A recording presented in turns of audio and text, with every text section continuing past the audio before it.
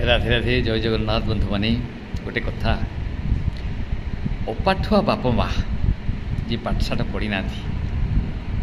ଖଟୁଛନ୍ତି ତାଙ୍କର କିନ୍ତୁ ଗୋଟାଏ ସ୍ୱପ୍ନ ତାଙ୍କ ପାଖରେ ଗୋଟାଏ ସ୍ୱପ୍ନ ଥାଏ ମୁଁ ସିନା ପାଠ ପଢ଼ିନି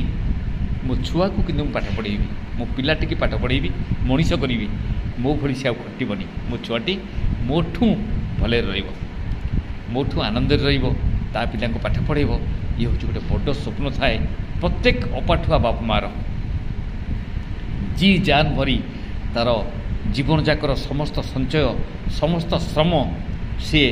ଲଗେଇ ଦିଏ ଲଟେରୀରେ ଲଗେଇଲା ଭଳିଆ ପିଲାର ପାଠ ପଢ଼ାରେ ଏବଂ ତାକୁ ସବୁବେଳେ ସେ ପ୍ରୋତ୍ସାହନ ଦେଉଥାଏ ବାପାରେ ତୁ ପାଠ ପଢ଼ ବାପାରେ ତୁ ପାଠ ପଢ଼ ତୁ ଟିକେ ଭଲ ମଣିଷ ହ ଭଲ ପାଠ ପଢ଼ ଭଲ ମଣିଷ ହ ଭଲ ଦୁଇ ପଇସା ରୋଜଗାର କରିବୁ ଭଲରେ ରହିବୁ ତୋ ଛୁଆକୁ ତୁ ପାଠ ପଢ଼େଇବୁ ମୋ ଭଳିଆ କଷ୍ଟ ତୁ ଆଉ କରିବୁନି କାରଣ ମୁଁ ଦେଖିଛି ମୁଁ ବଞ୍ଚିବାଟା କେତେ କଷ୍ଟ ମୁଁ ଦେଖିଛି ତୋ ମା ଦେଖିଛି ମୋ ସ୍ତ୍ରୀ ଦେଖିଛି ନ ଖାଇ ନ ପିଇ ତତେ ମଣିଷ କରିବାର କେତେ କଷ୍ଟ ତୋ ମା ଭୋଗିଛି ମୋ ସ୍ତ୍ରୀ ସେ କଥା ଭୋଗିଛି ତେଣୁ ତୁ ମନ ଦେଇ ପାଠ ପଢ଼ ଗୋଟିଏ ସ୍ୱପ୍ନ ଉଭୟ ସ୍ୱାମୀ ସ୍ତ୍ରୀଙ୍କର ଥାଏ ଅପାଠୁଆ ବାପା ମାଆଙ୍କର ଥାଏ ନିଜର ପୁତ୍ର ପ୍ରତି ନିଜର ପୁଅ ପ୍ରତି ନିଜର ଝିଅ ପ୍ରତି ଏଇ ଭାବନା ଥାଏ କେବେ କେଉଁଥିରେ ତାକୁ ଅବହେଳା କରିନାହାନ୍ତି ପେଟକୁ କାଟି ଲାଗନ୍ତି ଛୁଆଟିକି ପଢ଼େଇବାରେ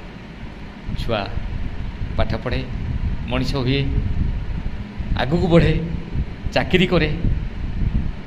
ବାହାଘର ସାଗର ହୁଏ ପିଲାମାନଙ୍କୁ ନେଇ ବାହାରେ ରହେ ତାପରେ କିଛି କ୍ଷେତ୍ରରେ ବ୍ୟତିକ୍ରମ ଦେଖାଯାଏ ସେଇ ବୁଢ଼ାବୁଢ଼ୀ ଅପାଠୁଆଙ୍କର ଯେଉଁ ତ୍ୟାଗ ଥିଲା ପୁଅଟି ପାଇଁ ଝିଅଟି ପାଇଁ ପ୍ରାୟ ପୁଅମାନଙ୍କ କ୍ଷେତ୍ରରେ କିଛି ବ୍ୟତିକ୍ରମ ଦେଖାଯାଏ ବୁଢ଼ାବୁଢ଼ୀଙ୍କର କେୟାର ନେବାରେ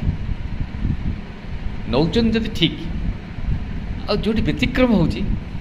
ସେଇଟା ଘୋର ଅପରାଧ କାହିଁକିନା ତମେ ପିଲାଙ୍କୁ ଜନ୍ମ ଦେବ ପିଲା ତମର ବି ବୁଢ଼ାପା ଆସିବ ତମ ପିଲାମାନେ ତମ ବାପା ମାଆଙ୍କଠୁ ଅଧିକ କଷ୍ଟ ଦେବେ ତମକୁ ତମେ ଯେତିକି କଷ୍ଟ ଦେଇଛ ତମ ବାପା ମାଆଙ୍କୁ ତାଠୁ ଅଧିକ କଷ୍ଟ ପାଇବ ତାଙ୍କଠୁ ଥୁଆ ହେଇଛି ତେଣୁ ବାବୁ